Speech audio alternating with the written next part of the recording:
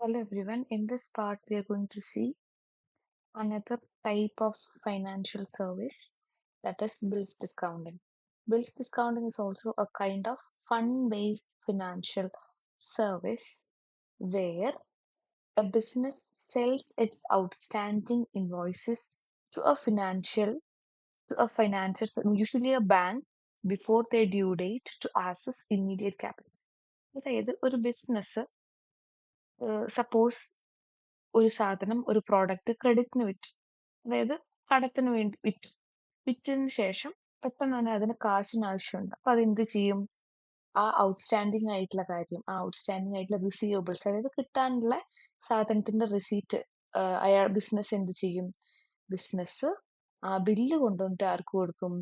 Bank പോലത്തെ financial institutions, bank or NBFC, non bank financial institution, ഏതെങ്കിലും ഇൻസ്റ്റിറ്റ്യൂഷന് കൊണ്ട് കൊടുക്കും.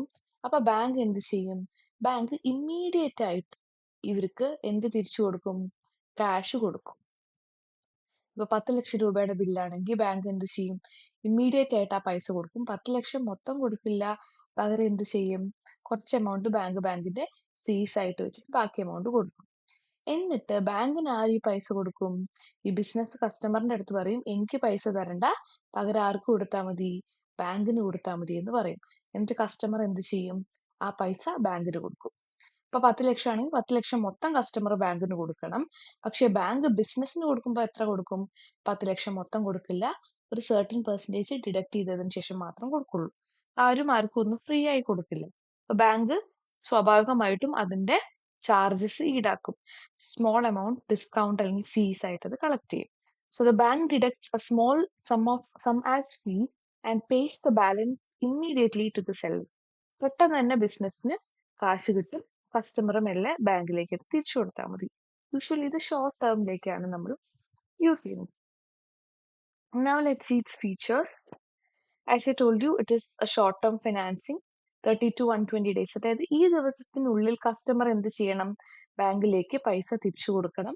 നമ്മൾ നേരത്തെ കണ്ട പോലെ തന്നെ ബാങ്ക് ഒരു ഫീസിന് വേണ്ടി ഒരു സ്മോൾ എമൗണ്ട് ഡിസ്കൗണ്ടിങ് ഫീ ആയിട്ട് ചാർജ് ചെയ്യും. And it is A negotiable instrument.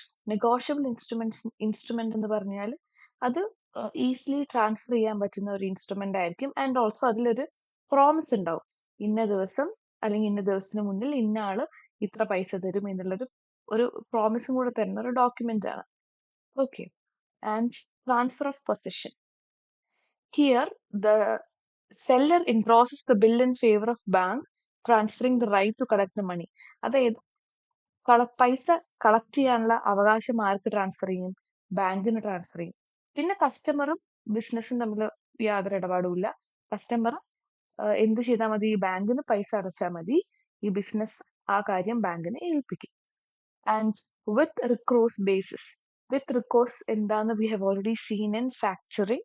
With recourse എന്ന് പറഞ്ഞാൽ കസ്റ്റമർ, ഇപ്പം buyer, if the customer fails to pay the amount and due date, the bank will recover the money from the seller.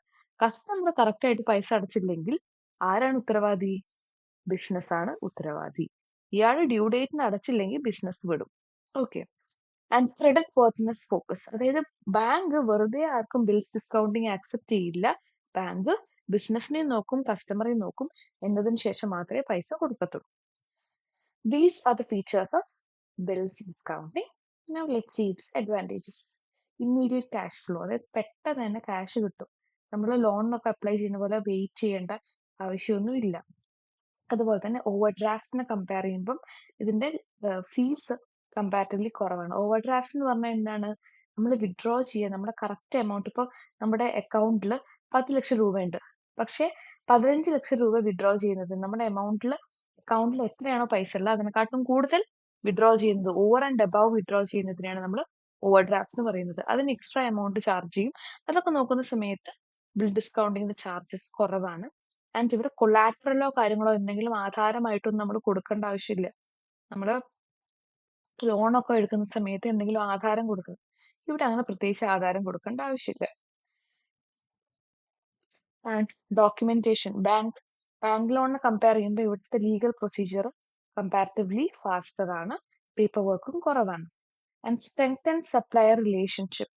അതായത് സെല്ലറിന് പെട്ടെന്ന് തന്നെ പൈസ കിട്ടും ചെയ്യും, ഈ അവർക്ക് സെല്ലറിന് ഇപ്പൊ എന്ത് ചെയ്യാം, ആരാണോ സപ്ലൈ ചെയ്തത് അവർക്ക് പെട്ടെന്ന് പൈസ കൊടുക്കും. ഓക്കെ.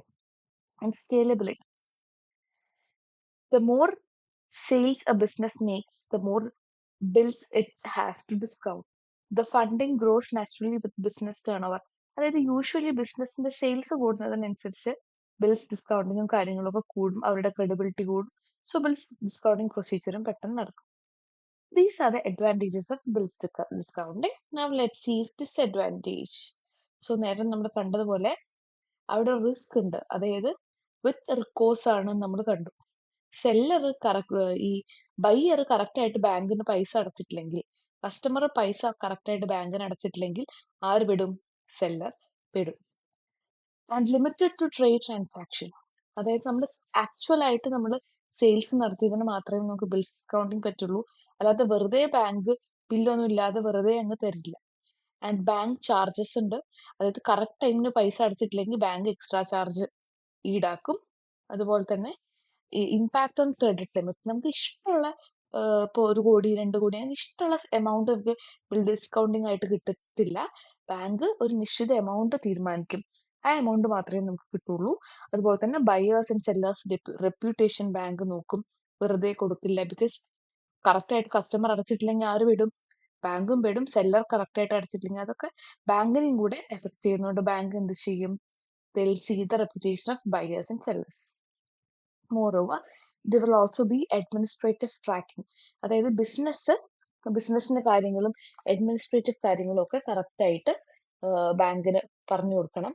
അതുപോലെ തന്നെ ഇത് കസ്റ്റമർ കറക്റ്റ് ആയിട്ട് കാര്യങ്ങൾ ബാങ്കിന് കൊടുക്കും എന്നുള്ള കാര്യം കൂടെ ബിസിനസ് ഉറപ്പുവരുത്തണം. അല്ലെങ്കിൽ it will effect the customers, the business of the seller. Okay.